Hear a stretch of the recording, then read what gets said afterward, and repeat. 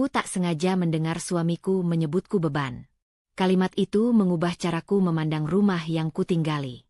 Dan pagi berikutnya, aku pergi, tanpa tahu dia akan memohon padaku. Sebelum mulai ceritanya, komen dulu kalian dari kota atau negara mana. Aku pengen tahu. Jangan lupa like, subscribe, dan aktifkan lonceng, supaya channel ini makin berkembang. Pagi selalu datang lebih cepat daripada kesiapan hatiku. Aku bangun sebelum alarm, seperti biasa, karena suara langkah Galih di kamar mandi selalu jadi penanda. Air mengalir deras. Aku meraih celemek, menyalakan kompor, memanaskan air untuk kopi. Rutinitas ini rapi, terukur, dan seolah tak pernah salah. Dari luar, mungkin terlihat seperti rumah tangga yang tenang. Gula 2, katanya dari balik pintu kamar mandi. Iya, jawabku, tanpa menoleh. Aku menuang kopi ke cangkirnya, menambahkan gula, mengaduk pelan. Tanganku bergerak otomatis. Di meja makan, piring bersih sudah tersusun. Aku menata sendok, menyiapkan roti panggang. Jam di dinding berdetak, seirama dengan napasku yang berusaha tetap stabil. Galih keluar, mengenakan kemeja kerja. Rambutnya rapi. Ia duduk, mengambil cangkir, menyeruput. Tidak ada ucapan terima kasih. Aku terbiasa. Bajuku yang abu-abu belum disetrika, katanya. Semalam sudah. Jawabku. Ada di lemari. Ia berdiri, membuka lemari, menghela napas kecil. Yang ini kusut. Aku mendekat, merapikan kerahnya. Ia diam, membiarkanku bekerja. Sentuhan kami singkat, tanpa makna. Saat aku mundur, ia sudah kembali duduk. Uangnya ada? Tanyanya, menatap layar ponsel. Untuk makan siang? Tanyaku. Untuk parkir juga, katanya. Nada suaranya datar, seperti mencatat daftar belanja. Aku mengeluarkan dompet, menyerahkan beberapa lembar. Ia memasukkan ke saku tanpa melihatku. Aku berdiri di sana, tangan masih menggenggam dompet, menunggu sesuatu yang tak pernah datang. Di luar, suara motor tetangga melintas. Pagi bergerak. Aku kembali ke dapur, membereskan piring yang hampir tak tersentuh. Galih berdiri, meraih tas. Kunci mobil, tanyanya. Di rak, kataku. Ia mengambil, lalu berhenti sejenak di ambang pintu. Jangan lupa bayar listrik hari ini. Iya. Pintu tertutup. Sunyi mengisi ruang. Aku berdiri beberapa detik, mendengarkan gema langkahnya menghilang. Lalu aku menyapu meja, mengelap sisa kopi, mengatur ulang kursi. Semua kembali pada tempatnya. Siang hari aku membersihkan rumah. Kegiatan kecil yang tak pernah selesai. Debu selalu datang lagi. Aku menyeduh teh, duduk sebentar di sofa, menatap dinding. Foto pernikahan kami tergantung rapi. Senyumku di sana tampak yakin. Aku memalingkan wajah. Ponselku bergetar. Pesan dari Galih, uang bensin kurang.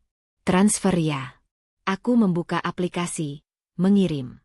Tak ada balasan. Aku menutup ponsel, menaruhnya terbalik di meja. Sore menjelang. Aku menyiapkan makan malam. Aku memotong bawang, menumis bumbu. Bau masakan mengisi dapur. Jam menunjukkan hampir 7 saat kunci berputar di pintu. Aku pulang, katanya. Makan sebentar lagi, jawabku. Ia mencuci tangan, duduk. Aku menyajikan. Kami makan dalam diam. Sendok beradu dengan piring. Televisi menyala tanpa suara. Besok ada rapat, katanya. Aku mungkin pulang malam. Baik, kataku. Ia menatap piringnya. Jangan lupa, besok tagihan internet. Aku mengangguk. Setelah makan, aku membereskan. Galih berpindah ke sofa, menyalakan televisi. Aku mencuci piring, mengeringkan, menyusunnya. Air keran dingin di kulit. Aku menarik napas panjang. Saat aku selesai, Galih masih di sofa. Aku duduk di ujung, menjaga jarak. Ia menonton, tertawa kecil pada adegan yang tak kulihat. Kau capek? Tanyanya tiba-tiba. Sedikit, jawabku. Ya wajar, katanya. Di rumah saja. Aku menoleh. Kata-kata itu meluncur ringan, seolah pujian. Aku tersenyum tipis. Iya. Malam merambat. Aku menyiapkan air hangat. Galih masuk kamar mandi lebih dulu. Aku menunggu, merapikan tempat tidur. Spray putih, bantal tersusun rapi. Saat ia keluar, aku masuk. Air mengalir. Aku menatap pantulan wajahku di cermin yang berkabut. Mataku terlihat lelah. Di tempat tidur, lampu dimatikan. Galih memunggungiku. Aku menatap langit-langit, mendengar napasnya. Aku memikirkan daftar besok, belanja, bayar tagihan, menyetrika. Daftar yang sama, berulang. Tidur, katanya pelan. Iya. Aku memejamkan mata, tapi pikiranku tetap berjalan. Aku mengingat percakapan kecil hari ini. Permintaan, pengingat, catatan. Tidak ada pertanyaan tentang hariku. Tidak ada jeda untukku bercerita. Aku bertanya pada diri sendiri kapan terakhir kali aku diminta pendapat, bukan diminta melakukan. Pagi berikutnya datang dengan pola yang sama. Kopi, gula 2. Kemeja. Uang kecil. Aku menjalankan semuanya tanpa keluhan. Namun ada jeda singkat ketika Galih berdiri di depan cermin, mengikat dasi. Kau bisa ambilkan dompetku, katanya. Aku mengambil, menyerahkan. Jari kami bersentuhan. Ia menarik tangannya cepat. Terima kasih, katanya singkat, tanpa menatapku. Aku tersenyum otomatis. Ia pergi. Aku berdiri di tengah rumah yang rapi. Semua berada di tempatnya. Tidak ada yang salah secara kasat mata. Namun ada ruang kosong yang sulit dijelaskan. Seperti udara yang tak lagi menghangatkan kulit. Aku duduk di kursi makan, menatap cangkir kopi yang mendingin. Ada perasaan aneh yang tak mau pergi. Bukan marah, bukan sedih. Lebih seperti bisikan yang menyelinap di sela rutinitas, mengingatkanku bahwa sesuatu telah bergeser pelan-pelan. Aku tak tahu apa namanya, hanya tahu ia tinggal bersamaku, di rumah yang tampak utuh namun terasa berbeda. Perasaan ganjil itu masih menggantung ketika siang merayap pelan. Aku berdiri di dapur, menimbang apakah akan menyeduh teh atau membiarkannya lewat begitu saja. Pagi tadi berjalan seperti biasa, kopi dengan gula 2, kemeja yang perlu dirapikan, uang kecil yang berpindah tangan, dan aku berusaha meyakinkan diri bahwa rutinitas memang selalu terasa hambar jika dipikirkan terlalu lama. Aku membawa keranjang cucian ke arah kamar belakang. Pintu kamar kerja Galih setengah tertutup. Dari dalam terdengar suaranya, lebih rendah dari biasanya. Aku berhenti tanpa sengaja, bukan karena ingin mendengar, melainkan karena langkahku terhenti oleh kata-kata yang meluncur tajam. Aku capek, katanya. Nada itu tidak ia pakai saat berbicara denganku. Di rumah juga rasanya berat. Semua serba minta. Aku menarik napas, hendak melanjutkan langkah. Lalu kalimat itu datang, ringan seperti lelucon yang diucapkan tanpa beban. Dia itu, ya, cuma beban. Di rumah saja, tapi selalu kurang. Tanganku mencengkeram keranjang. Detak jantungku melonjak, lalu seperti tersedak. Aku berdiri kaku, menatap pintu kayu yang menjadi batas tipis antara kami. Aku ingin percaya aku salah dengar. Aku ingin membuka pintu dan bertanya, menertawakan kesalahpahaman. Tapi kakiku tak bergerak. Galih tertawa kecil. Iya. Kadang aku pikir hidupku bakal lebih ringan kalau sendiri. Kata-kata itu mengalir. Tenang. Tanpa ragu. Tidak ada nada marah. Tidak ada emosi meledak. Itulah yang membuatnya terasa paling menyakitkan. Seolah kalimat itu sudah lama ia simpan sebagai kebenaran. Aku melangkah mundur 1 langkah. Lalu 2. Keranjang cucian hampir terlepas dari tanganku. Aku berbalik, berjalan ke arah dapur, menaruhnya di lantai dengan hati-hati agar tidak menimbulkan suara. Napasku pendek. Aku menempelkan telapak tangan ke meja, merasakan dinginnya kayu. Aku tidak menangis. Air mata tidak datang. Ada sensasi kosong yang cepat, seperti ruangan yang tiba-tiba kehilangan udara. Aku menatap lantai, menghitung garis-garis kecil di keramik, berusaha menahan diri agar tidak kembali ke pintu itu. Di kepalaku, potongan-potongan kecil hari-hari kami melintas. Uang bensin, tagihan internet, listrik, permintaan yang selalu terdengar biasa. Aku mengingat caraku mengangguk, Caraku menjawab iya.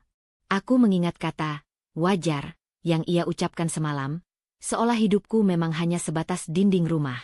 Pintu kamar kerja terbuka. Aku mendengar langkah Galih mendekat. Aku menegakkan punggung, meraih gelas, menuang air. Tangan kiriku sedikit bergetar. Aku memutar tubuh saat ia masuk dapur. "Kau di sini," katanya. "Iya," jawabku. Suaraku terdengar normal. Itu mengejutkanku. Ia membuka kulkas, mengambil minum. "Aku keluar sebentar nanti sore." "Baik." Ia meneguk, menutup botol. "Kau bisa siapkan berkas di meja? Yang kemarin?" "Iya." Tidak ada tanda bahwa sesuatu baru saja runtuh. Tidak ada perubahan di wajahnya. Ia berjalan pergi, meninggalkan dapur dengan langkah yang sama seperti biasanya. Aku berdiri beberapa saat, menatap bekas jejak air di meja. Aku ingin tertawa, atau marah, atau berteriak. Tapi yang datang hanya keheningan yang tebal. Aku menelan ludah, memaksa diriku bergerak. Aku mengambil berkas, menatanya rapi. Tanganku bekerja, pikiranku tercekat. Sore itu, aku duduk di sofa dengan ponsel di tangan. Pesan dari Galih masuk singkat, tentang jadwal. Aku membalas dengan satu kata. Aku menaruh ponsel, memeluk bantal. Televisi menyala tanpa suara. Aku menatap layar kosong. Kata, beban, berputar-putar di kepalaku. Aku mencoba memaknainya ulang. Beban, sesuatu yang memberatkan, yang seharusnya ditinggalkan agar langkah lebih ringan. Aku menimbang hidupku sendiri, pekerjaanku di rumah yang tak pernah selesai, pengorbanan kecil yang tak pernah tercatat. Aku mencari celah di mana aku memang pantas disebut demikian. Pintu depan terbuka. Galih masuk. Aku bangkit, berjalan ke dapur. Rutinitas menyelamatkanku dari pertanyaan-pertanyaan yang mulai menusuk. Aku memasak. Ia duduk. Kami makan. Sendok beradu piring. Televisi kembali bersuara. "Kau kenapa?" tanyanya tiba-tiba. Aku menoleh. "Kenapa?" "Kau diam saja." Aku menimbang jawabanku. Aku ingin mengatakan semuanya. Aku ingin menyebut kalimat itu persis seperti yang kudengar. Tapi lidahku terasa berat. "Capek," kataku. Ia mengangguk, menerima jawaban itu tanpa ragu. "Istirahatlah." Setelah makan, aku membereskan meja. Air keran kembali dingin di kulit. Aku memusatkan perhatian pada piring agar mataku tidak mengkhianatiku. Galih kembali ke sofa. Aku mendengar tawa kecilnya lagi. Malam datang. Di kamar, ia memunggungiku. Aku menatap punggungnya. Jarak di antara kami terasa lebih lebar dari biasanya. Aku ingin menyentuhnya, memastikan ia nyata. Aku menahan diri. Kata-kata itu kembali muncul. Jelas, tak terhapus. Beban. Aku menyimpannya rapat-rapat, seperti luka yang belum siap dibuka. Aku memejamkan mata, membiarkan keheningan menelan pikiranku. Di dalam dada, sesuatu retak pelan, tanpa suara, dan aku memilih diam, membawa pecahan itu sendirian. Aku bangun dengan perasaan berat yang tak bisa kuterjemahkan. Matahari sudah naik, cahayanya menyelinap lewat celah tirai, memantul di dinding kamar. Galih masih tidur, napasnya teratur. Aku bangkit pelan, menahan bunyi agar tak membangunkannya. Di kamar mandi, aku mencuci wajah lebih lama dari biasanya, berharap air dingin bisa menghapus sisa-sisa semalam. Di dapur, rutinitas kembali mengambil alih. Air dipanaskan, cangkir disiapkan, roti dipanggang. Tanganku bergerak hafal, seperti mengikuti garis yang sudah digambar sejak lama. Aku menunggu suara langkah Galih, tanda pagi benar-benar dimulai. Ketika ia keluar, semuanya berjalan seperti biasa. Permintaan kecil, nada datar, keperluan yang harus kupenuhi. Aku mengangguk, menjawab seperlunya. Kata-kata yang ingin keluar kutahan, menempel di langit-langit mulut. Setelah ia pergi, rumah terasa lebih lapang, tapi juga lebih sepi. Aku berdiri di tengah ruang tamu, menatap sofa, meja, rak buku. Semua rapi. Tidak ada yang salah. Aku memungut kain lap, mulai mengelap permukaan meja. Gerakan maju mundur itu menenangkan, setidaknya untuk beberapa menit. Aku menemukan amplop lama di laci. Kwitansi, catatan pembayaran, slip kecil yang sering kulewati. Aku duduk di lantai, menyusunnya kembali. Angka-angka berbaris rapi, menunjukkan tahun-tahun yang berlalu.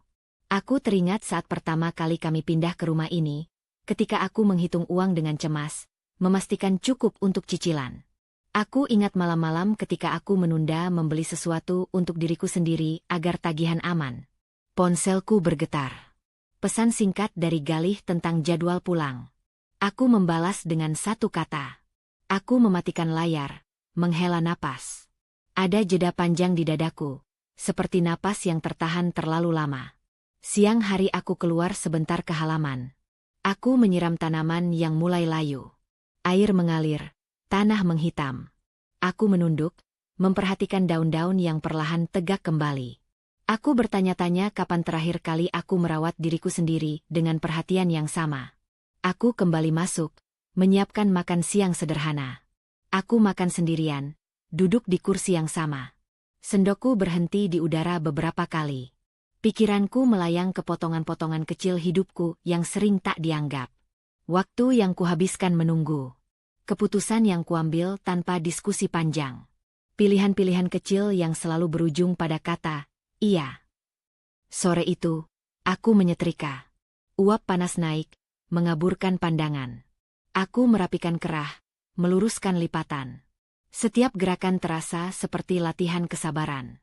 Aku mengingat percakapan-percakapan lama, ketika aku pernah mencoba menyampaikan lelahku, dan jawabannya selalu sama, nanti saja, atau sebentar lagi. Aku berhenti sejenak, meletakkan setrika. Tanganku gemetar ringan. Aku duduk di tepi tempat tidur, memandang spray yang rapi. Aku teringat diriku beberapa tahun lalu, lebih ringan, lebih berani. Aku bertanya dalam hati kapan aku mulai mengecilkan diri agar semua tetap berjalan. Tidak ada jawaban yang jelas, hanya rasa bersalah yang muncul tanpa alasan. Galih pulang menjelang malam. Aku menyambutnya seperti biasa. Senyum tipis, sapaan singkat. Ia duduk, menyalakan televisi. Aku memasak. Suara penggorengan menutupi detak jantungku yang cepat. Saat makan, ia bercerita singkat tentang pekerjaannya. Aku mendengarkan, mengangguk di tempat yang tepat. Tidak ada pertanyaan balik. Kau baik-baik saja? Tanyanya, sambil mengambil minum. Iya, jawabku cepat. Ia mengangguk, kembali ke layar. Aku menyadari betapa mudahnya jawaban itu diterima. Aku bangkit, membereskan meja. Di dapur, aku menatap bayanganku di kaca lemari. Wajahku terlihat tenang. Aku hampir tertawa melihat betapa meyakinkannya topeng itu. Malam merayap. Di kamar, lampu redup. Galih sibuk dengan ponselnya. Aku berbaring, memandang langit-langit. Aku mendengar suara jarinya mengetik. Aku memikirkan semua hal yang tak terucap. Aku memikirkan batas-batas yang kabur, tentang bagaimana aku selalu menemukan alasan untuk bertahan. Aku menutup mata, mengatur napas. Ada dorongan kecil di dadaku, bukan kemarahan, lebih seperti pertanyaan yang baru tumbuh. Aku belum tahu apa jawabannya. Aku hanya tahu aku lelah membawa beban yang tak pernah kuakui. Di kegelapan, aku membiarkan pikiranku menyusun ulang hidupku, pelan-pelan, tanpa rencana jelas. Ada bayangan tentang perubahan, samar, seperti garis tipis di cakrawala. Aku belum berani menatapnya langsung. Aku hanya membiarkannya ada, menghangatkan sesuatu di dalam diriku yang selama ini dingin, menunggu saatnya sendiri. Dorongan samar itu masih mengendap ketika pagi datang. Aku bergerak dengan hati-hati, seolah suara langkahku bisa mengganggu sesuatu yang rapuh di dalam dada. Galih sudah duduk di meja makan, ponsel di tangan, alisnya sedikit berkerut. Aku menyiapkan kopi, menaruhnya di depan dia. Gulanya kurang, katanya, tanpa menoleh. Aku menambahkan 1 sendok. Ia menyeruput, lalu mengangguk kecil, seakan masalah selesai.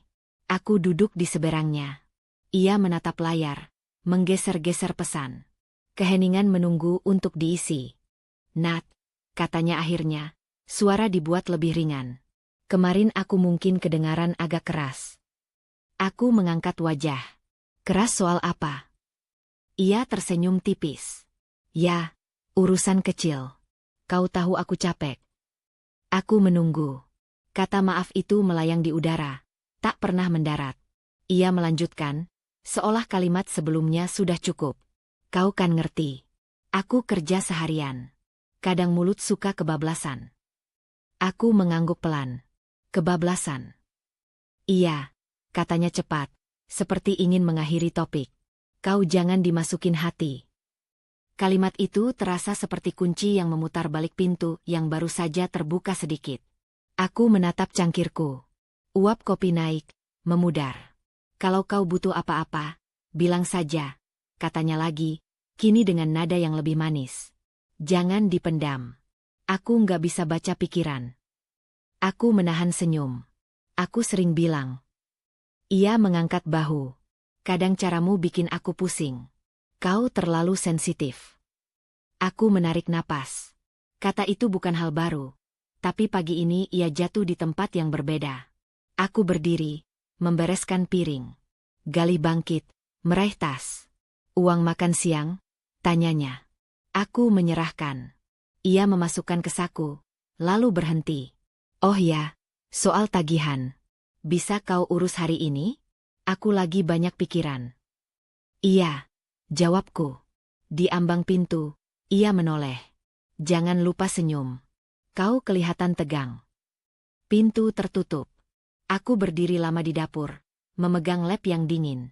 Aku mencoba menata ulang percakapan itu. Ia tidak marah. Ia bahkan terdengar perhatian. Namun ada garis halus yang tak bisa kuhapus.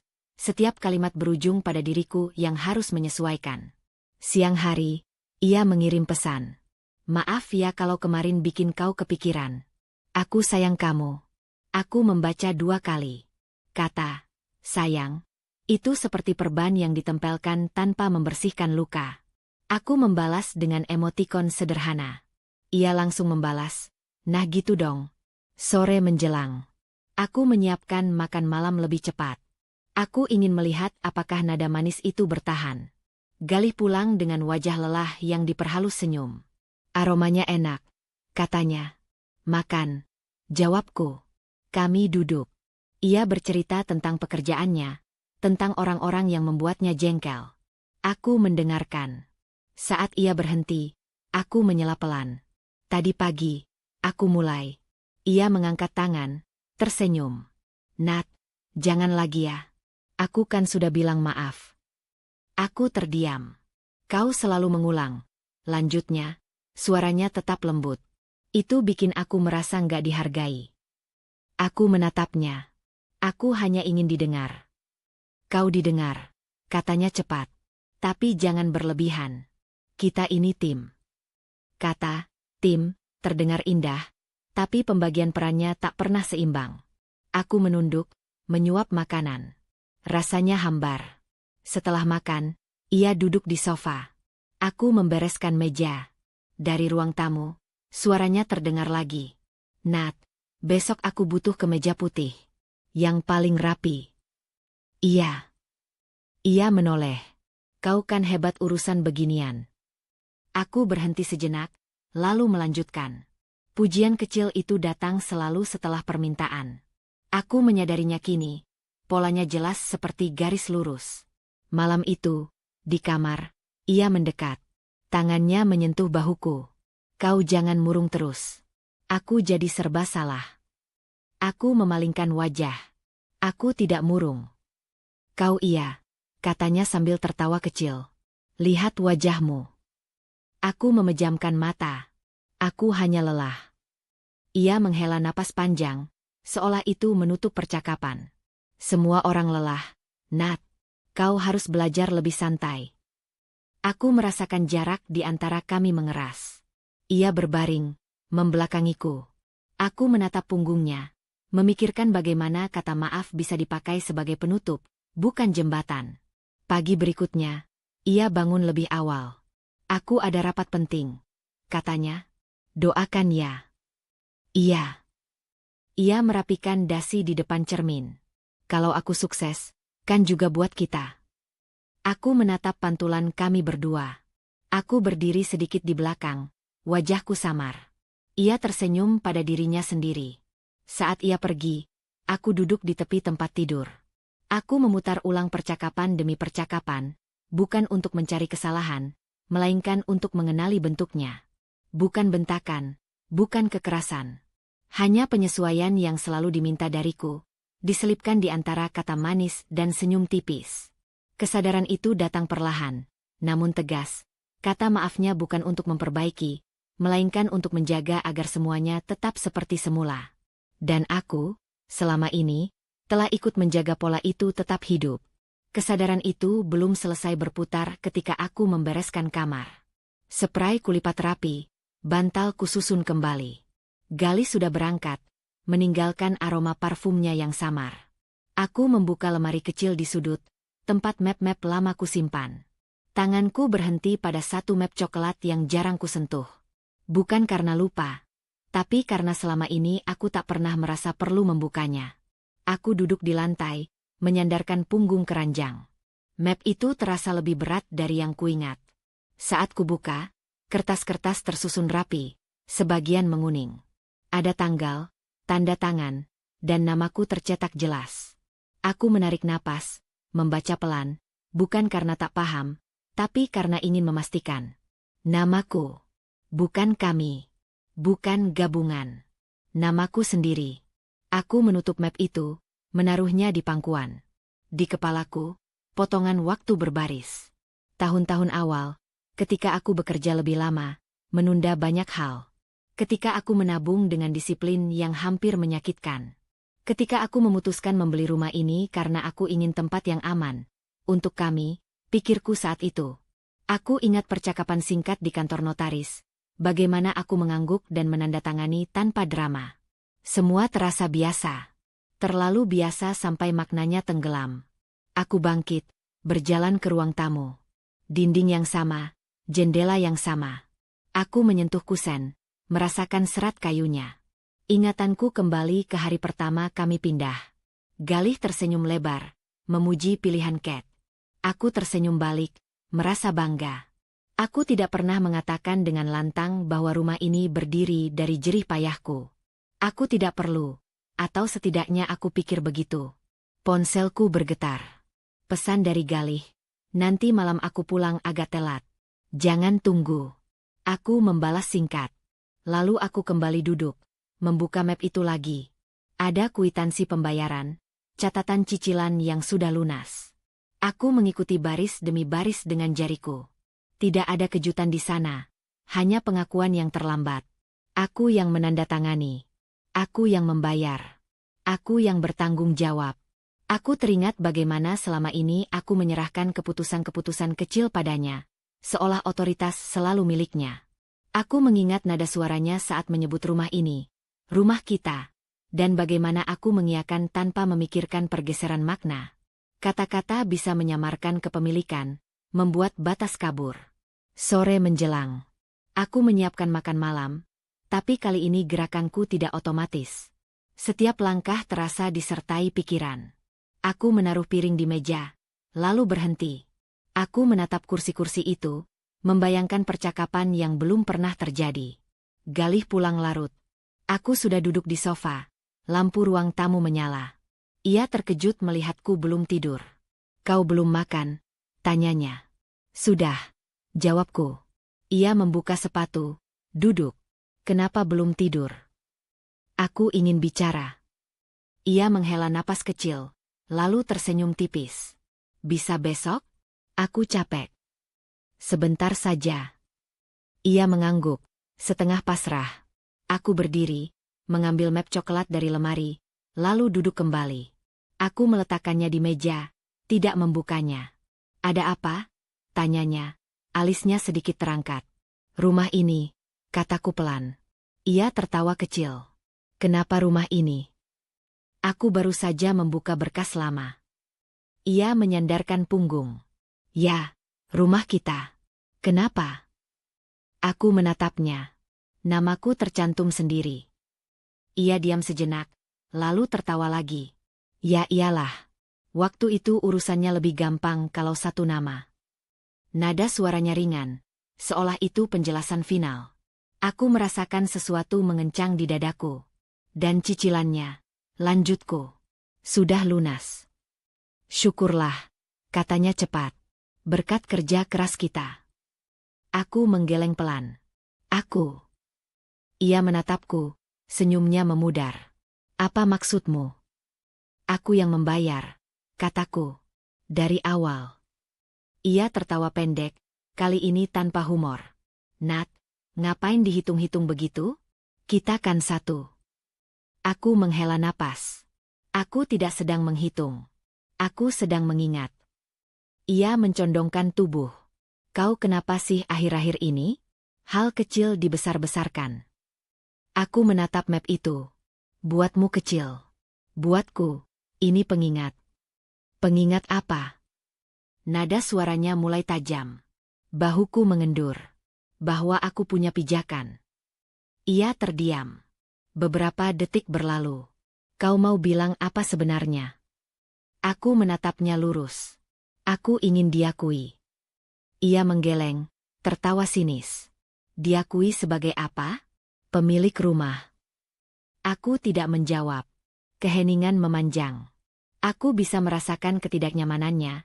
Cara ia menggeser duduk, menghindari tatapanku. Dengar, katanya akhirnya. Suaranya kembali dibuat lembut. Aku nggak pernah bilang itu bukan jasamu. Tapi kau jangan pakai ini buat menekan.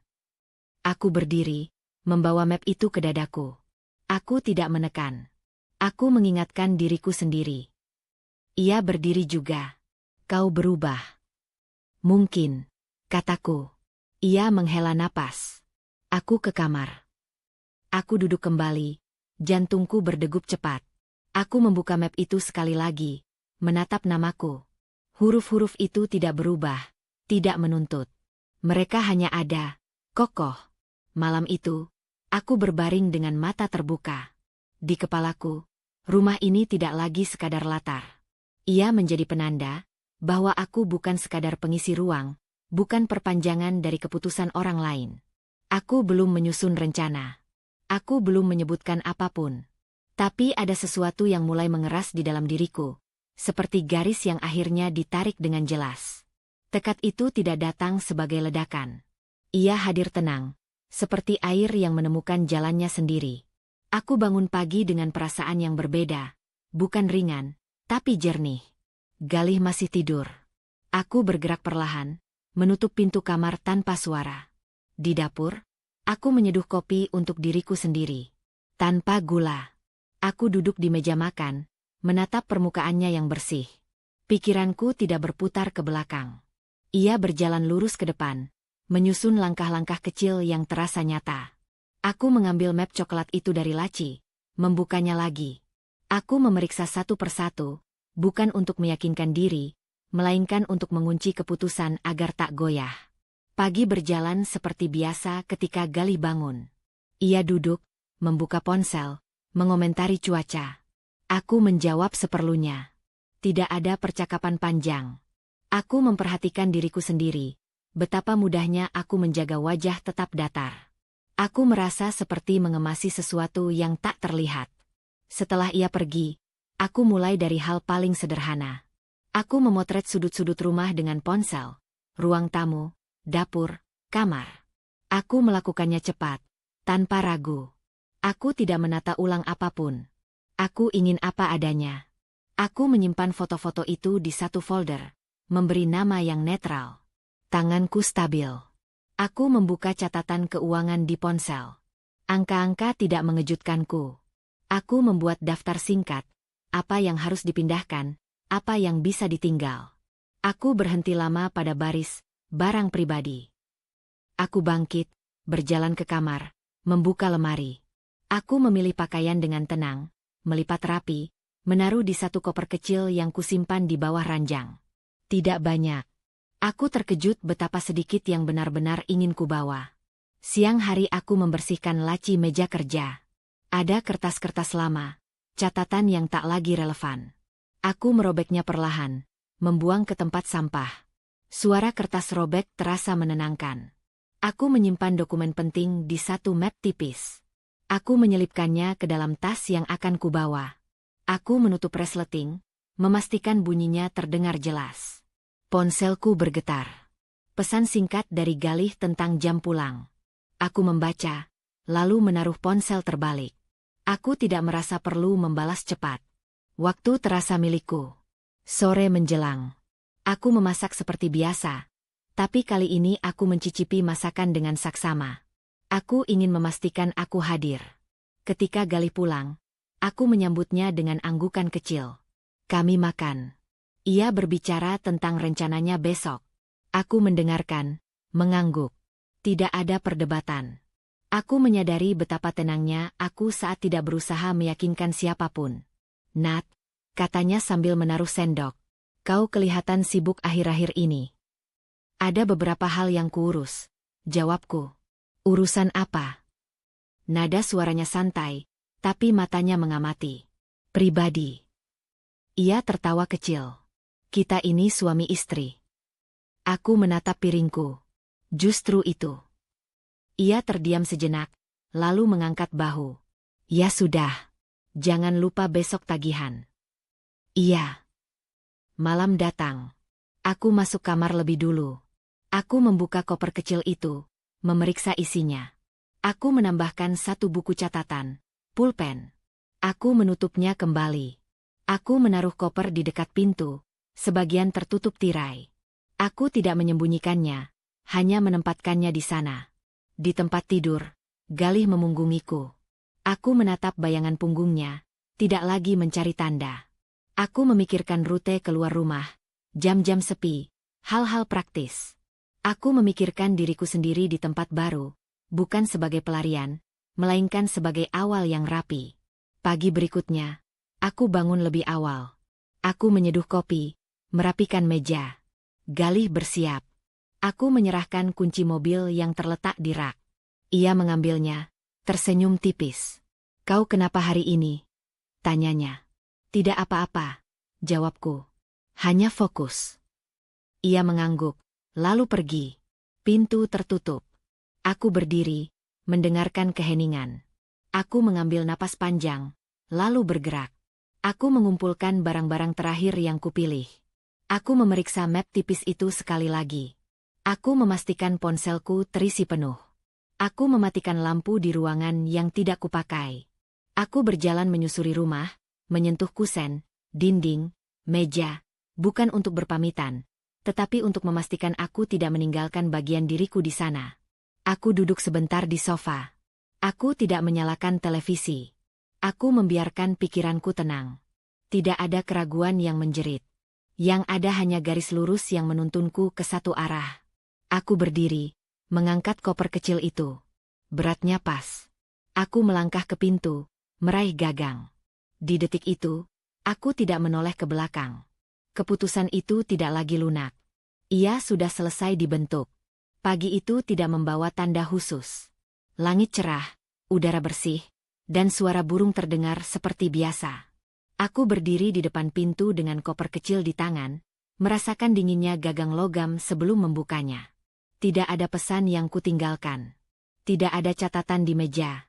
Aku menutup pintu perlahan, memastikan kunci berputar tanpa bunyi berlebihan.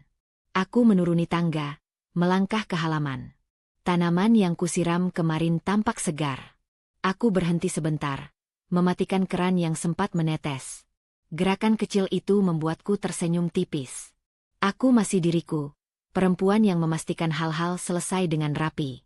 Aku masuk ke mobil, menaruh koper di kursi belakang. Mesin menyala. Aku menatap rumah itu lewat kaca spion. Tidak ada ledakan emosi. Hanya rasa berat yang tertata, seperti beban yang kini punya bentuk. Aku menggeser tuas, mobil bergerak perlahan menjauh. Jalanan pagi lengang. Aku mengemudi dengan kecepatan stabil, mengikuti lampu lalu lintas. Di persimpangan, aku berhenti sejenak. Napasku teratur. Aku merasakan detak jantungku di pergelangan tangan saat jemariku menggenggam setir. Ada ketenangan aneh yang menyertai langkah ini, seolah aku berjalan di jalur yang seharusnya. Aku memilih rute yang jarang kulewati. Bukan untuk menghindar, tapi untuk memastikan pikiranku tetap jernih. Radio menyala pelan. Lagu yang asing mengalun, Liriknya tak kuperhatikan. Aku menurunkan volume. Aku ingin mendengar suaraku sendiri, tarikan napas yang mengisi ruang. Sesekali pikiranku menyinggung bayangan gali bangun di rumah kosong. Aku membiarkannya lewat, tanpa berhenti. Aku tidak membayangkan adegan apapun. Aku tidak menyusun kata-kata pembelaan. Aku hanya melaju. Aku tiba di tempat parkir yang teduh. Aku mematikan mesin, duduk beberapa detik sebelum turun. Udara di luar terasa berbeda, lebih ringan, atau mungkin aku yang berubah. Aku mengambil koper, mengunci mobil, lalu berjalan. Langkahku mantap, tidak tergesa. Di dalam ruangan yang kupilih sebagai persinggahan sementara, aku menaruh koper di sudut. Aku duduk, memeriksa ponsel. Tidak ada pesan. Aku tidak merasa cemas. Aku meletakkan ponsel di samping, memandangi dinding polos. Aku membuka koper, mengeluarkan beberapa pakaian, menatanya rapi. Aku menyimpan map tipis di laci. Aku mencuci tangan, menatap bayanganku di cermin. Wajahku tampak tenang. Mataku jernih. Aku menyentuh pipiku, memastikan aku hadir sepenuhnya. Siang datang tanpa upacara. Aku membeli makan sederhana, duduk sendiri, mengunyah perlahan. Aku memperhatikan orang-orang berlalu lalang. Aku bukan pusat perhatian. Aku tidak ingin menjadi. Aku menikmati anonimitas itu. Ponselku bergetar. Nama Galih muncul di layar. Aku menatapnya beberapa detik. Aku tidak mengangkat. Aku membiarkan layar kembali gelap. Jantungku berdetak lebih cepat, lalu melambat. Aku menghela napas, menaruh ponsel terbalik di meja. Sore menjelang. Aku berjalan sebentar, merasakan kaki menyentuh trotoar. Setiap langkah terasa seperti penegasan. Aku berhenti di lampu merah, menunggu. Aku tidak terburu-buru. Aku menunggu dengan sabar, seperti aku menunggu lampu hijau selama ini, kini dengan pilihan. Malam tiba. Aku kembali ke ruangan itu, menutup pintu. Aku menyalakan lampu kecil. Aku duduk di tepi ranjang, melepas sepatu. Aku membiarkan keheningan mengisi ruang. Tidak ada suara televisi. Tidak ada langkah lain. Hanya aku dan detak jam. Ponselku bergetar lagi. Aku tidak melihatnya. Aku menaruhnya di laci, menutup perlahan. Aku berbaring, menatap langit-langit. Aku mendengar napasku sendiri, panjang dan dalam. Di keheningan itu, aku tidak merasa kosong. Aku merasa selesai untuk hari ini. Dunia di luar tetap bergerak, tapi di dalam ruang kecil ini, ada jeda yang baru. Keheningan itu tidak menakutkan. Ia menjadi teman, mengelilingiku dengan tenang, menandai jarak yang kini tercipta dan akan kupelihara. Keheningan hari sebelumnya masih menempel ketika pagi datang. Aku bangun tanpa alarm, mendengarkan suara kota dari balik jendela. Tidak ada rutinitas yang menunggu. Aku membuat teh, duduk di kursi dekat meja kecil, membiarkan uapnya naik. Aku membuka ponsel, bukan dengan tergesa, hanya untuk memastikan dunia tetap berjalan. Ada beberapa panggilan tak terjawab. Dari Galih. Waktu panggilannya berjarak, tidak beruntun. Aku menatap daftar itu tanpa emosi berlebih. Aku menggeser layar, membaca pesan-pesan singkat yang masuk setelahnya. Nada awalnya masih seperti biasa. Ringkas, praktis. Pulang jam berapa? Rumah kosong? Kau kemana? Aku menaruh ponsel, meneguk teh. Aku tidak merasa perlu menjawab. Aku berjalan ke kamar mandi, membasuh wajah. Saat kembali, layar ponsel menyala lagi. Satu pesan baru. Ini bukan lucu. Aku menghela napas. Kata-kata itu mengingatkanku pada banyak percakapan sebelumnya. Ketika sesuatu tidak berjalan sesuai keinginannya, ia menamai ketidaknyamanan sebagai hal sepele yang seharusnya cepat selesai. Aku tetap diam. Menjelang siang, panggilan datang lagi. Aku membiarkannya berdering sampai berhenti. Lalu pesan baru masuk. Nadanya berubah sedikit. Kunci cadangan di mana? Aku membaca, lalu menutup layar. Pertanyaan itu bukan tentang aku, melainkan tentang akses. Aku menyadari perubahan kecil itu dengan jelas.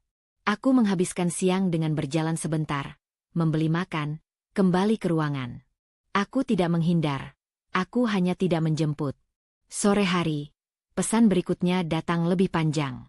Aku pulang dan rumah kosong. Kau serius? Aku perlu masuk. Ada urusan.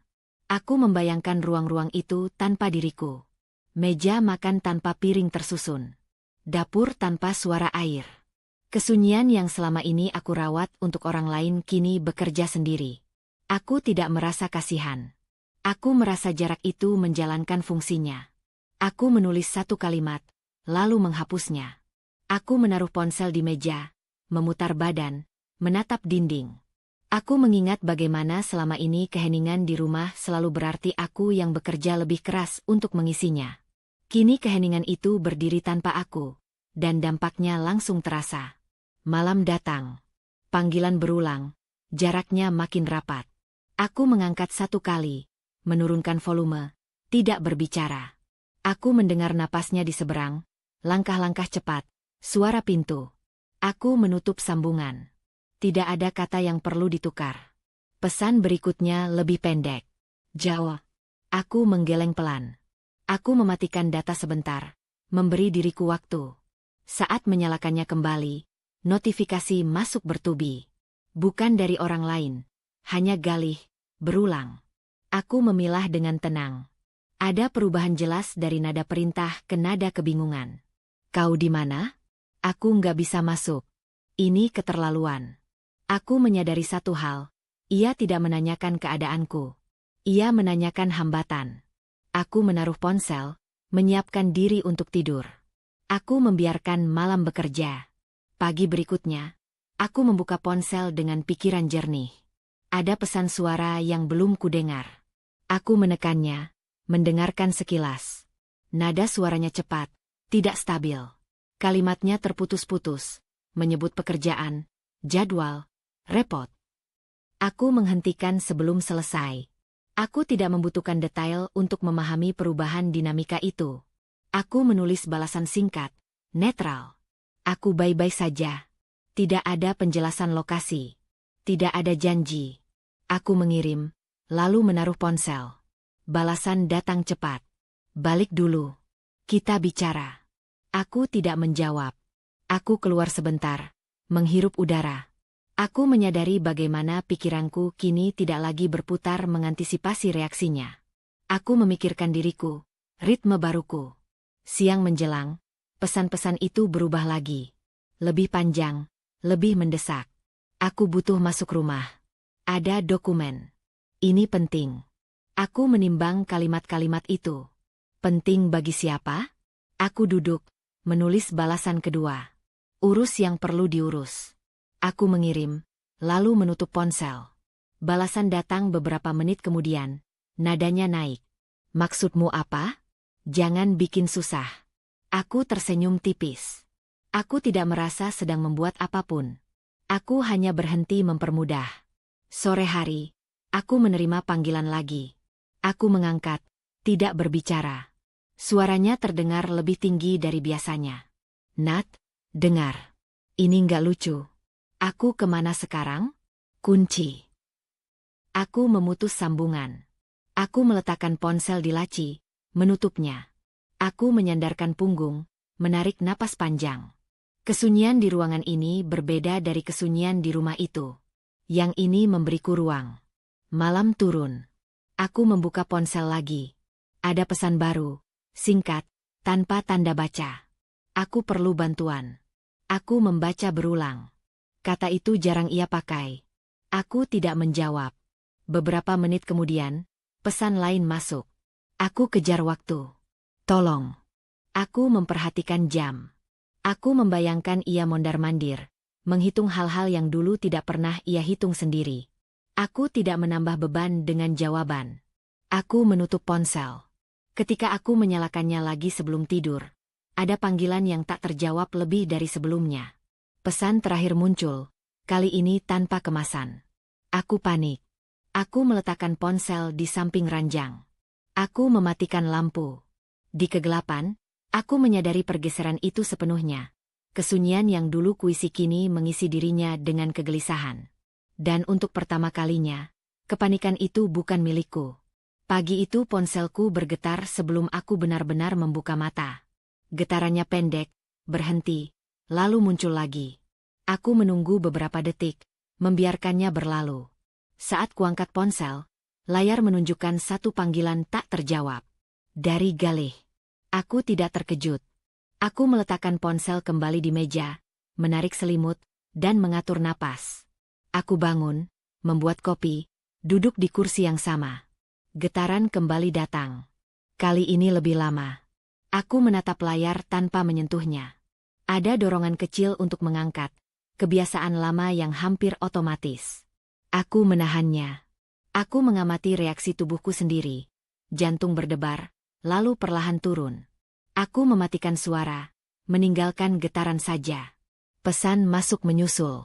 Angkat. Ini penting. Aku menyesap kopi, membiarkan panasnya menenangkan. Aku tidak membalas. Aku menaruh ponsel di saku jaket dan keluar sebentar. Udara pagi segar. Aku berjalan menyusuri trotoar, menghitung langkah. Getaran terasa di paha, teredam kain. Aku tidak berhenti. Saat kembali, ada pesan baru. Kenapa kau begini sih? Kau bikin aku repot. Aku duduk, membuka ponsel. Nada kalimatnya akrab, menuntut tanpa menyebutkan permintaan secara jelas. Aku mengetik satu kata, lalu menghapusnya. Aku memutuskan untuk tidak menulis apapun. Panggilan masuk lagi. Aku membiarkannya berdering. Kali ini aku duduk dan menatap dinding, membiarkan suara itu menjadi latar. Ketika berhenti, ada pesan suara. Aku tidak memutarnya. Siang menjelang. Aku menata hari dengan aktivitas kecil. Mencuci cangkir, merapikan tas, menulis catatan pendek tentang hal-hal yang perlu kulakukan. Getaran datang dan pergi. Aku tidak lagi terkejut. Aku menaruh ponsel dengan layar menghadap ke bawah. Sore hari, aku memutuskan mengangkat satu panggilan, bukan untuk menjelaskan, melainkan untuk mengukur. Aku menekan tombol hijau, tidak menyapa. Nat, akhirnya, katanya cepat. Kau kemana sih? Ini nggak lucu. Aku harus ke kantor. Rumah terkunci. Aku sedang di luar, jawabku singkat. Di luar di mana? Nada suaranya naik. Kau sengaja, ya? Aku tidak sengaja apapun. Kau bikin aku susah, katanya. Ini urusan rumah. Urusan kita. Aku menghela napas. Tenang. Tenang gimana? Kau pikir ini bercanda? Ia tertawa pendek tanpa humor. Aku kehilangan waktu karena kau. Aku tidak mengambil waktumu, kataku. Aku berhenti mengaturnya. Jangan muter-muter, katanya. Kau harus balik. Sekarang. Aku menatap meja. Tidak. Hening sejenak, lalu suaranya kembali, lebih tajam. Kau berubah. Sejak kapan kau begini? Aku tidak menjawab. Aku menunggu. Keheningan membuatnya bicara lagi.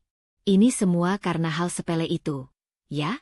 Kau terlalu dibawa perasaan. Aku merasakan batas di dadaku mengeras. Aku tidak membahas itu. Ya jelas kau membahas, katanya cepat. Kalau tidak, kenapa kau kabur? Aku tidak kabur. Kau meninggalkan rumah tanpa bilang. Itu kabur. Aku menahan napas. Aku memilih diam. Ia mendengus. Diam yang nyusahin orang. Aku merasakan getaran kecil di tanganku. Aku memindahkan ponsel ke tangan lain. Aku tidak akan berdebat. Kau selalu begini, katanya. Kalau ada masalah, kau tutup diri. Terus aku yang disalahkan. Aku menatap jendela. Aku tidak menyalahkan siapapun. Jelas kau menyalahkanku, katanya. Kalau tidak, kau sudah pulang. Aku menutup mata sejenak. Aku belum siap. Kau harus siap, katanya cepat. Ini bukan waktunya drama. Aku membuka mata. Aku tidak sedang drama. Ia tertawa kecil. Apa lagi namanya? Aku menekan ujung meja dengan jari. Galih, aku tidak akan kembali hanya karena kau menuntut. Nada suaranya berubah, lebih dingin. Jadi kau mau apa? Menghukum aku? Aku menelan ludah. Aku mau ruang. Ruang buat apa? Biar kau makin merasa benar. katanya. Kau tahu, sikapmu ini kekanak-kanakan. Aku tidak menjawab. Aku mendengar napasnya yang cepat. Kalau kau tidak pulang hari ini, katanya, jangan salahkan aku kalau aku ambil keputusan sendiri. Aku merasakan dada mengencang. Keputusan apa? Ia terdiam, lalu berkata, pokoknya. Aku menarik napas dalam. Aku tidak akan diancam. Ini bukan ancaman, katanya. Ini konsekuensi. Aku tersenyum tipis, meski ia tak bisa melihat. Baik. Baik apa? Suaranya meninggi. Baik, aku mengerti. Jadi pulang. Tidak. Hening memanjang. Aku mendengar suara kendaraan di latar. Ia mengumpat pelan. Kau egois, katanya. Aku menutup mata. Aku selesai bicara. Aku memutus sambungan. Tanganku sedikit bergetar, tapi tidak runtuh. Aku menaruh ponsel di meja, menarik napas panjang. Konflik itu tidak meledak. Ia menekan dari dalam, padat dan berat. Aku tahu satu hal. Setelah ini, nada suaranya tidak akan turun. Dan jarak yang tercipta baru saja berubah menjadi tarikan kuat dari dua arah yang berlawanan. Getaran itu tidak berhenti. Bahkan saat ponselku tergeletak di meja dengan layar menghadap ke bawah, aku tahu ritmenya berubah, lebih cepat, lebih putus-putus. Aku tidak perlu menghitung untuk tahu jumlahnya bertambah. Aku menunggu sampai dadaku kembali tenang, baru membalik ponsel. 20 panggilan tak terjawab. Nama yang sama. Waktu yang berdekatan. Aku menaruh ponsel kembali. Aku berdiri, berjalan ke jendela, membuka sedikit. Udara sore masuk, membawa suara klakson jauh dan langkah kaki orang-orang yang pulang. Aku menghirupnya dalam-dalam. Aku tidak ingin reaksi. Aku ingin kendali. Getaran datang lagi. Kali ini disusul pesan. Cepat, tanpa jeda sopan. Jawab sekarang. Aku nggak bercanda. Aku butuh kamu. Aku membaca tanpa membalas. Aku mengenali pergeseran itu. Kata, butuh, muncul. Bukan lagi, harus. Aku duduk, menyandarkan punggung, menunggu. Aku membiarkan layar padam sendiri. Beberapa menit berlalu. Ponselku kembali menyala. Pesan suara masuk. Aku menekannya, menurunkan volume. Suaranya terdengar lebih rendah, terpotong oleh napas. Nat, dengar dulu. Ini gawat. Tolong jawab. Aku menghentikan sebelum selesai. Aku meletakkan ponsel. Tanganku dingin, tapi pikiranku jernih. Aku tahu eskalasi ini akan datang.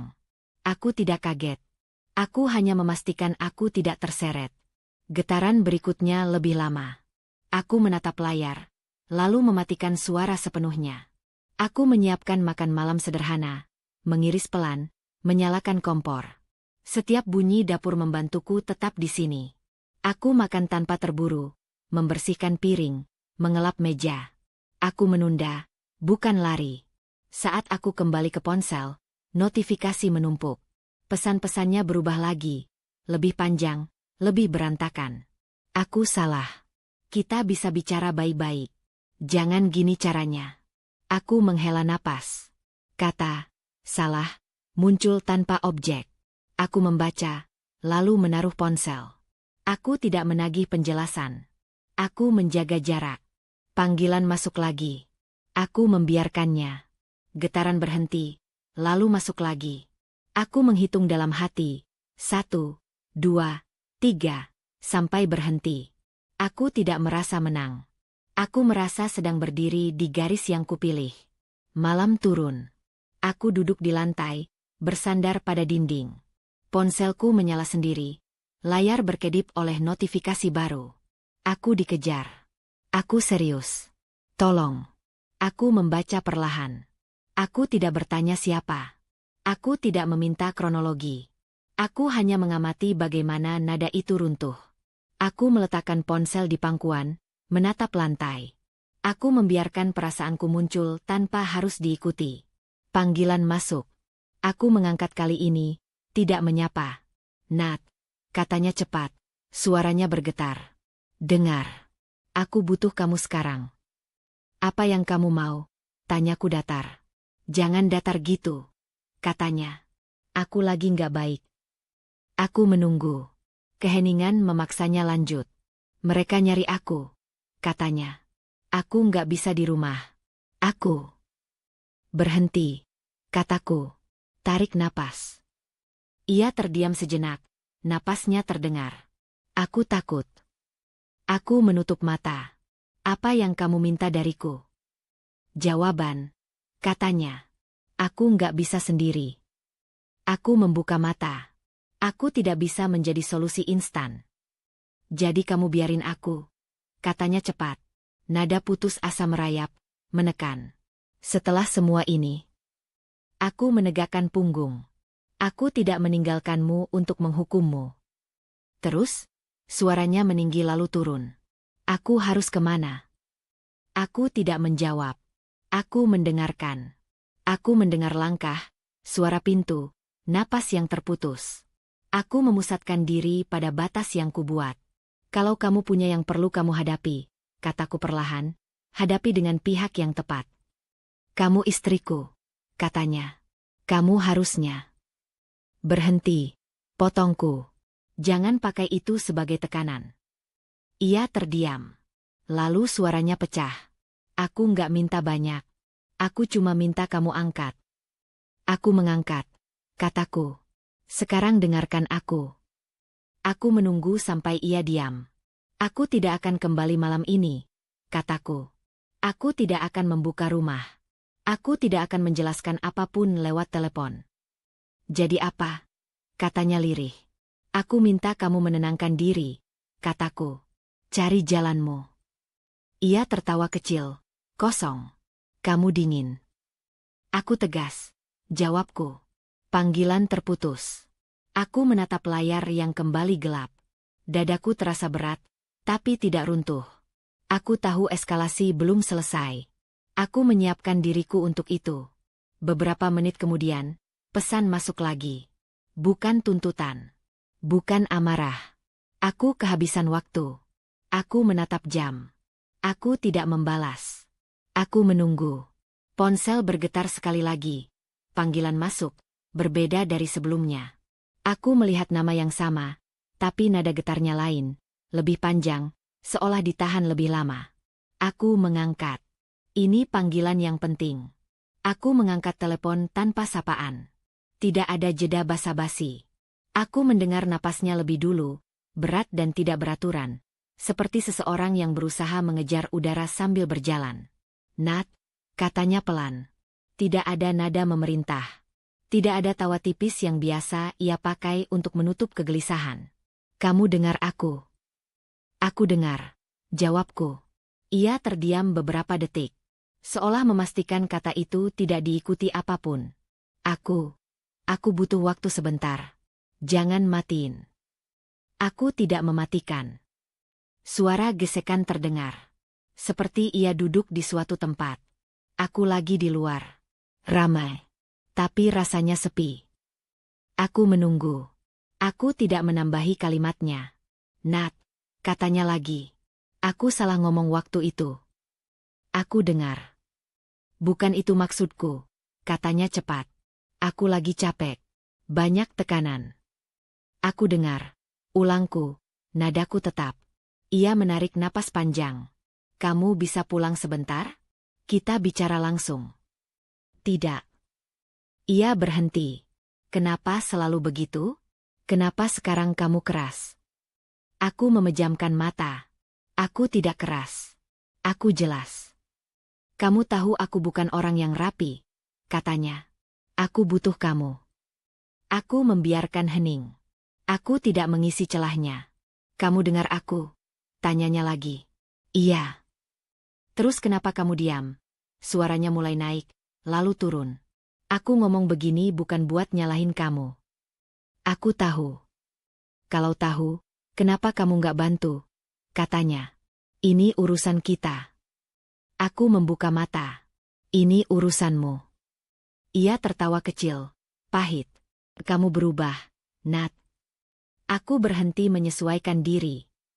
Itu sama saja, katanya cepat. Kamu ninggalin aku. Aku berdiri di tempatku. Kamu selalu pintar main kata, katanya. Dulu kamu nggak begini. Dulu aku menahan, kataku. Sekarang tidak. Ia terdiam. Lalu suaranya melemah. Aku nggak minta kamu menyelesaikan semuanya. Aku cuma minta ditemani. Aku tidak bisa menemani dengan cara lama. Cara lama apa? Katanya. Aku cuma minta kamu ada. Ada tanpa didengar bukan ada. Jawabku. Ia menghela napas panjang. Kamu dengerin aku sekarang. Aku mendengar. Kataku. Tapi aku tidak lagi sama. Hening memanjang. Aku bisa mendengar suara lalu lintas di seberang. Seseorang berbicara jauh. Ia menelan ludah. Kamu mau aku ngapain? Tanyanya. Tenangkan dirimu. Jawabku. Bicaralah dengan orang yang tepat. Aku nggak punya siapa-siapa. Katanya cepat. Kamu punya pilihan. Kataku. Kamu selalu punya. Pilihan yang kamu ambil itu nyakitin aku. Katanya. Aku menarik napas. Pilihan yang tidak kuambil dulu nyakitin aku. Ia terdiam lagi. Nada suaranya berubah. Lebih berhati-hati. Jadi ini balasan. Ini batas. Kamu pakai situasi aku buat pegang kendali. Katanya. Aku tersenyum tipis. Aku pegang diriku. Kamu kejam, katanya lirih. Aku jujur. Ia mengusap wajah, suaranya terdengar teredam. Kalau aku janji berubah. Aku tidak minta janji. Terus apa yang kamu mau? Suaranya gemetar.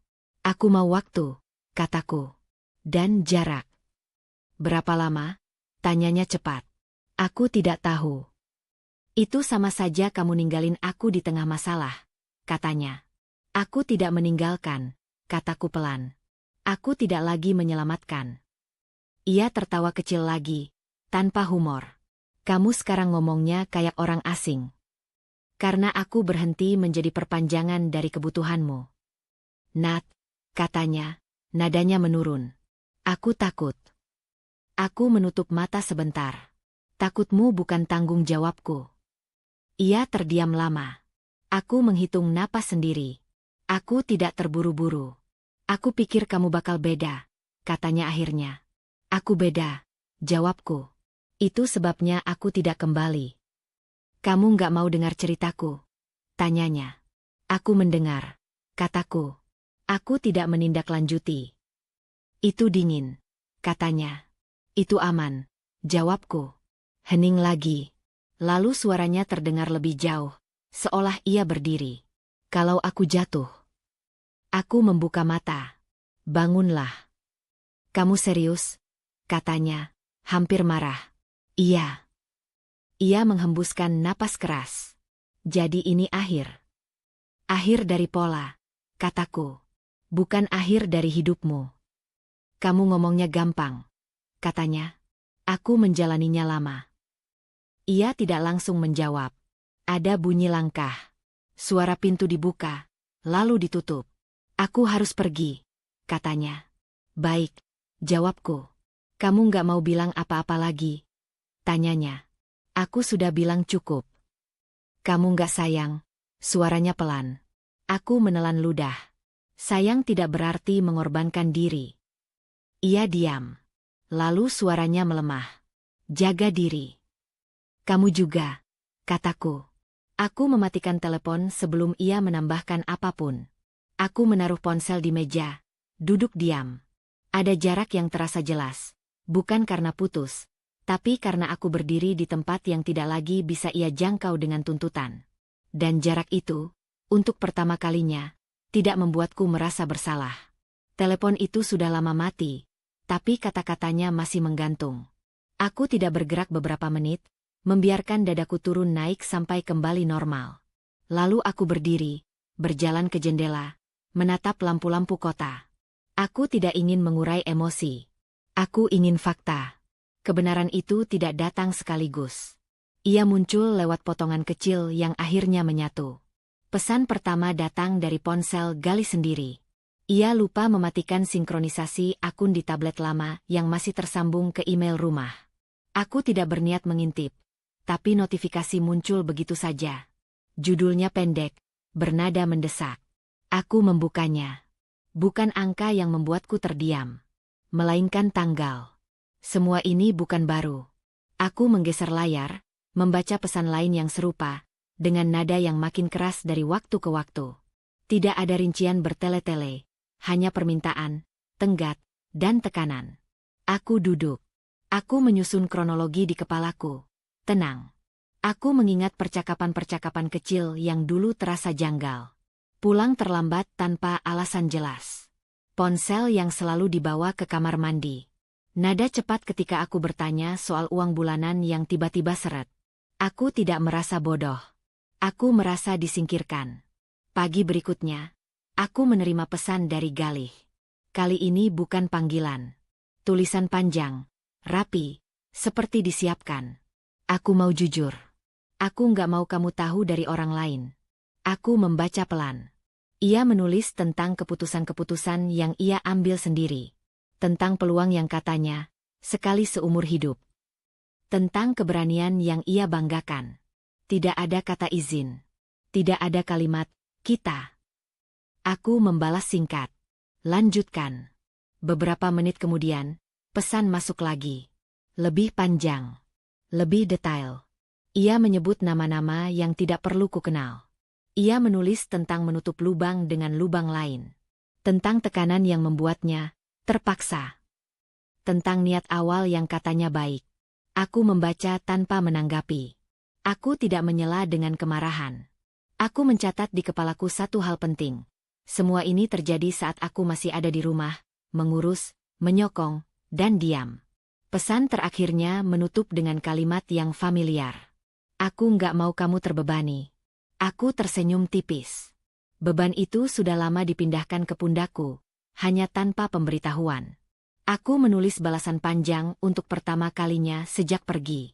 Bukan untuk menghibur, bukan untuk menyerang. Untuk menegaskan. Kamu menyembunyikan keputusan besar.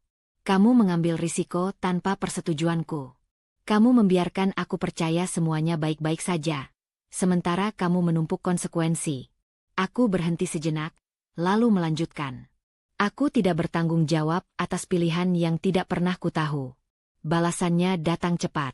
Aku takut kamu melarang. Aku membaca kalimat itu beberapa kali. Bukan marah yang muncul, melainkan kejelasan. Kamu takut kehilangan kendali, tulisku. Bukan takut menyakitiku. Ia lama tidak membalas. Ketika pesan berikutnya datang, nadanya berubah lagi. Lebih defensif. Aku suamimu. Kita satu tim. Aku menatap kalimat itu lama. Aku membalas dengan satu kalimat. Tim dibangun dengan keterbukaan. Hening panjang.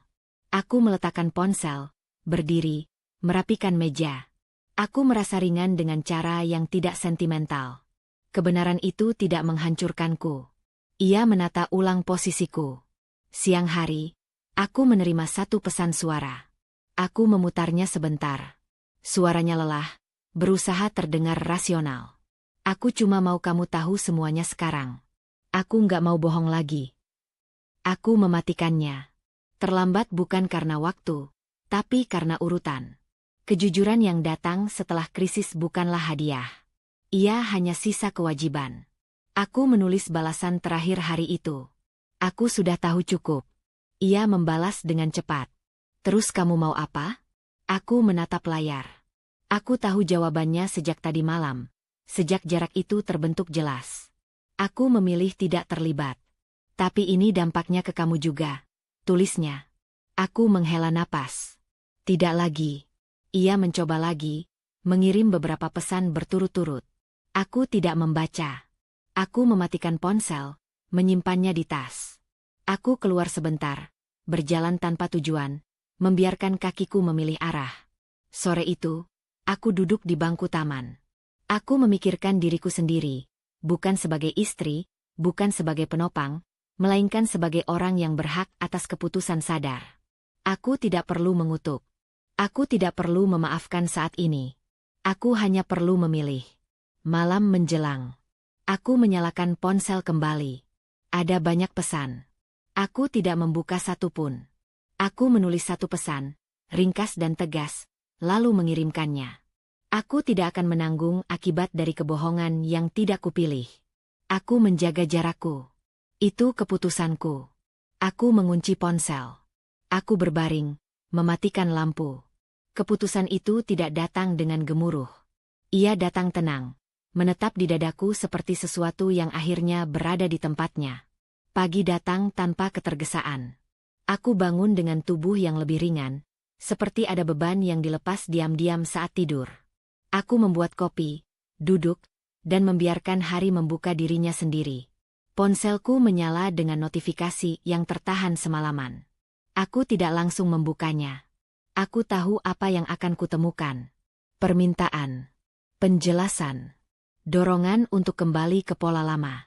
Aku menarik napas, lalu membuka layar. Ada satu pesan panjang dari Galih. Nadanya rapi, hampir tenang. Ia menulis tentang kebutuhan untuk bertemu, tentang keharusan, menyelesaikan secara dewasa. Aku membaca tanpa terbawa. Aku menutup pesan itu dan menunggu beberapa menit sebelum membalas. Aku tidak akan kembali. Tidak ada tambahan. Tidak ada tanda seru. Aku menaruh ponsel. Beberapa saat kemudian, panggilan masuk. Aku mengangkat. Kamu serius? Suaranya tidak tinggi, tapi tegang. Iya, jawabku. Kita bisa bicara baik-baik, katanya. Aku janji. Aku sudah bicara, kataku. Keputusanku jelas. Ini rumah kita, katanya. Aku tidak sedang membahas rumah, jawabku. Ia terdiam sejenak. Aku cuma minta kamu datang sebentar. Tidak, kataku lagi, nadaku tetap. Kamu nggak mau dengar penjelasanku? Tanyanya. Aku sudah mendengar cukup. Kamu keras kepala, katanya pelan. Aku konsisten. Ia menarik napas panjang. Jadi kamu mau aku menghadapi semua ini sendiri? Aku mau kamu bertanggung jawab, jawabku. Nada suaranya turun. Kamu nggak kasihan. Aku menutup mata sebentar. Kasihan bukan alasan untuk melanggar batas.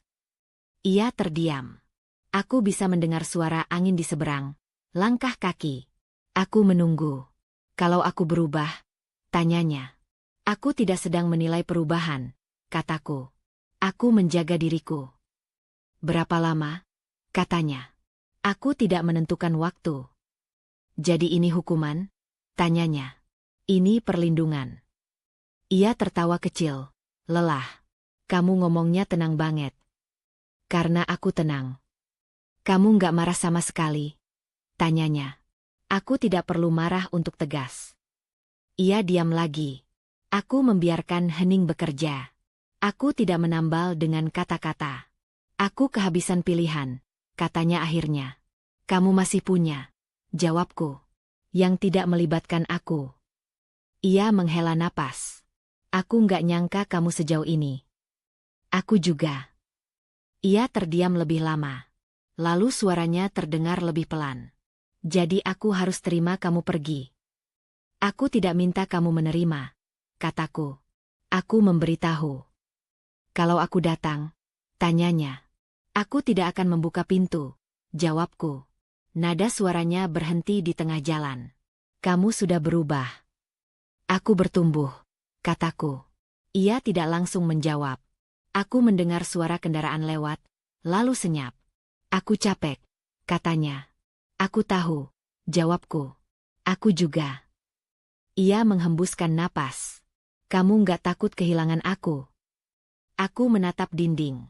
Aku takut kehilangan diriku. Hening kembali. Aku tidak merasa perlu menambahkan apapun. Aku sudah berdiri di tempat yang tepat. Baik, katanya akhirnya. Aku mengerti. Aku tidak tahu apakah ia benar-benar mengerti. Aku tidak perlu memastikannya. Aku akan menghormati keputusanmu, katanya. Terima kasih, jawabku. Telepon terputus. Aku menaruh ponsel di meja. Dadaku terasa lapang, bukan kosong. Aku berdiri, membuka jendela. Udara pagi masuk, membawa cahaya. Aku menyadari sesuatu yang sederhana dan penting. Menolak tidak selalu berarti melawan. Kadang ia hanya berarti berhenti melangkah ke arah yang salah. Aku menghabiskan pagi itu dengan melakukan hal-hal kecil, membereskan, menulis, berjalan, tanpa bayang-bayang tuntutan. Siang hari, aku tersenyum tanpa alasan khusus. Batas itu berdiri tegak, dan aku berada di sisi yang benar. Ada kelegaan yang tidak berisik, menetap di dalam dada, mengingatkanku bahwa aku aman di pilihanku sendiri. Hari-hari setelah penolakanku berjalan dengan ritme yang berbeda. Tidak ada lagi panggilan bertubi-tubi setiap jam. Ada jeda-jeda panjang yang terasa jujur. Aku tidak menafsirkannya sebagai kedamaian. Aku membacanya sebagai fase berikutnya. Konsekuensi tidak selalu datang dengan suara keras. Kadang ia hadir sebagai keheningan yang memaksa seseorang bergerak sendiri. Aku mengetahuinya bukan dari cerita panjang, melainkan dari potongan-potongan kecil yang tidak bisa ia sembunyikan. Pesan singkat yang datang larut malam, nadanya praktis, tanpa permohonan. Aku harus pindah sementara. Aku tidak membalas. Aku menaruh ponsel, menutupnya, dan melanjutkan pekerjaanku. Beberapa hari kemudian, notifikasi email muncul, alamat pengiriman berubah. Aku membaca sekilas, lalu menutup. Perubahan itu bukan kabar, melainkan tanda. Aku tidak bertanya kemana. Aku tidak perlu tahu detail untuk memahami arah. Suatu sore, ia mengirim pesan suara singkat. Aku memutarnya pelan. Suaranya terdengar datar, lelah. Ia menyebut jadwal yang berantakan, tempat yang tidak tetap, urusan yang harus diselesaikan sendiri. Tidak ada namaku di sana. Tidak ada permintaan. Hanya laporan tak langsung tentang hari-hari yang tidak lagi ditopang. Aku mematikan pesan itu sebelum selesai. Bukan karena tidak peduli, tetapi karena aku tidak ingin kembali ke peran lama sebagai penadah semua beban. Aku tahu batas itu masih diuji. Aku memilih untuk tidak bergeser. Informasi lain datang dari hal-hal yang tak terelakkan. Akun layanan yang dulu ia kelola sendiri tiba-tiba berhenti. Pembaruan alamat kerja muncul singkat, lalu hilang. Ada pola yang jelas, ia menata ulang hidupnya di luar lingkaranku. Bukan karena aku mendorong, melainkan karena tidak ada lagi tempat untuk menyandarkan keputusan yang diambil sepihak. Aku menerima satu panggilan dari nomor tak dikenal. Aku tidak mengangkat. Pesan susulan masuk, pendek, formal. Ini Galih. Aku ganti nomor. Aku membaca tanpa menjawab. Aku tidak memblokir. Aku membiarkan pilihan itu tetap miliknya. Malam-malamku tenang dengan cara yang berbeda. Tenang karena aku tidak lagi berjaga. Tidak lagi menunggu ledakan kecil yang harus kupadamkan. Aku tidur lebih nyenyak. Aku bangun dengan pikiran yang rapi. Aku menyadari bahwa selama ini, kewaspadaan konstan telah menjadi kebiasaan. Sekarang kebiasaan itu terlepas. Suatu hari, pesan datang lebih panjang dari biasanya. Tidak memohon, tidak menuntut. Ia menulis tentang hari yang melelahkan, tentang keputusan yang harus diambil tanpa tempat bertanya. Ia menutup dengan kalimat yang jujur dan tidak mengikat. Aku belajar menanggungnya sendiri. Aku membaca sekali, lalu menutup. Aku tidak membalas. Belajar tidak membutuhkan saksi. Ia membutuhkan waktu dan ruang. Aku telah memberikan ruang itu, dan aku menjaga waktuku sendiri. Aku tidak memantau. Aku tidak mengumpulkan bukti. Informasi yang kuterima adalah yang melintas tanpa kujemput. Itu cukup. Aku tidak tertarik pada rincian kesulitan. Aku tertarik pada konsistensi batasku. Ada hari ketika rasa iba mencoba muncul, halus, seperti kabut pagi. Aku mengenalinya. Aku membiarkannya lewat tanpa mengubah arah. Iba bukan mandat. Ia tidak memberiku kewajiban untuk kembali menanggung. Aku melihat diriku sendiri dari jarak yang sehat. Aku bekerja, bertemu orang, mengurus hal-hal kecil yang dulu terasa berat karena selalu terinterupsi. Sekarang, tidak ada interupsi. Ada fokus. Ada pilihan sadar. Beberapa minggu kemudian, pesan datang lagi. Kali ini singkat. Aku akan menyelesaikan ini. Tidak ada subjek, tidak ada objek. Aku tidak menafsirkan. Aku tidak menjawab. Aku meletakkan ponsel dan berjalan keluar, menikmati sore yang hangat. Aku menyadari sesuatu yang penting. Konsekuensi bukanlah hukuman yang kujatuhkan. Ia adalah hasil dari keputusan yang diambil tanpa persetujuanku. Dengan tidak kembali, aku tidak menambah beban. Aku hanya berhenti menutupinya. Malam itu, aku duduk di dekat jendela, menulis catatan kecil untuk diriku sendiri. Bukan pengingat tentang dia, melainkan tentang aku. Tentang bagaimana batas yang ditegakkan tidak perlu diteriakan. Tentang bagaimana kehadiran tidak selalu berarti menolong. Kadang kehadiran terbaik adalah ketidakhadiran yang konsisten. Aku mematikan lampu lebih awal. Aku tidak menunggu kabar. Aku tidak menyiapkan jawaban. Aku membiarkan hidup berjalan di jalurnya masing-masing.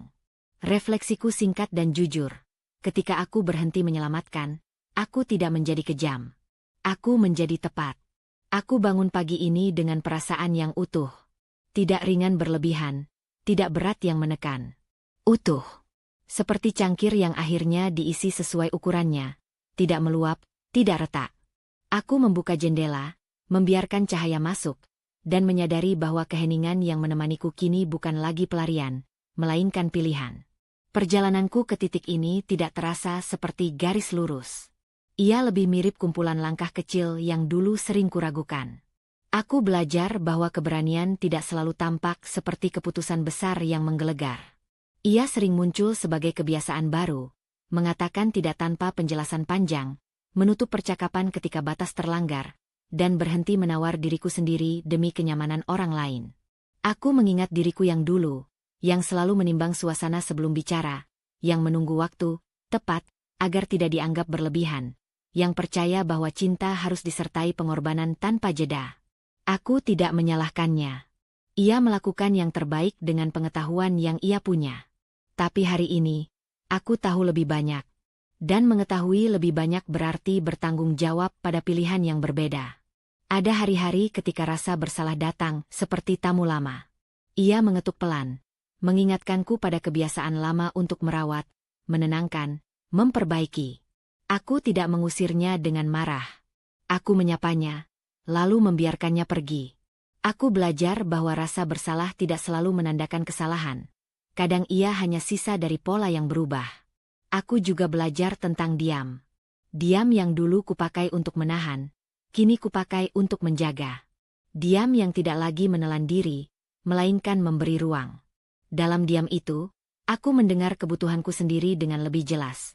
Kebutuhan akan aman, jujur, dan dihormati tanpa syarat. Aku tidak pergi untuk menang. Aku pergi agar tidak kalah dari diriku sendiri. Harga diri bukan piala yang dipamerkan. Ia fondasi yang membuat langkah terasa stabil. Dengan fondasi itu, aku bisa berdiri tanpa menginjak siapapun, dan berjalan tanpa menyeret siapapun. Hari-hariku kini sederhana dengan cara yang sehat. Aku menyusun jadwal tanpa menyelipkan kecemasan orang lain di sela-selanya. Aku tertawa tanpa waspada. Aku tidur tanpa berjaga. Aku menyadari betapa lelahnya hidup yang terus-menerus menunggu ledakan, dan betapa menyembuhkannya hidup yang memberi jeda. Aku tidak menutup pintu masa lalu dengan amarah. Aku menutupnya dengan pemahaman. Ada hal-hal yang tidak perlu diselesaikan bersama untuk bisa selesai di dalam diri. Ada pertanyaan yang tidak perlu dijawab oleh orang lain agar aku bisa melangkah. Jika ada pelajaran yang paling melekat, itu sederhana. Cinta yang sehat tidak memintaku menghilang. Ia tidak memintaku menanggung beban yang tidak kupilih. Ia tidak menjadikan keheninganku sebagai bukti kesalahan. Cinta yang sehat berdiri sejajar, bukan bertumpu. Aku tidak tahu persis kemana hidup akan membawaku setelah ini. Aku tidak membuat janji besar pada masa depan. Aku hanya berkomitmen pada hari ini, pada caraku berbicara, memilih, dan beristirahat. Itu sudah cukup. Saat sore datang, aku berjalan tanpa tujuan khusus. Aku melihat langit berubah warna, mendengar suara langkahku sendiri, dan merasa hadir sepenuhnya. Tidak ada urgensi untuk menjelaskan diriku pada siapapun. Tidak ada kebutuhan untuk kembali demi membuktikan apa-apa.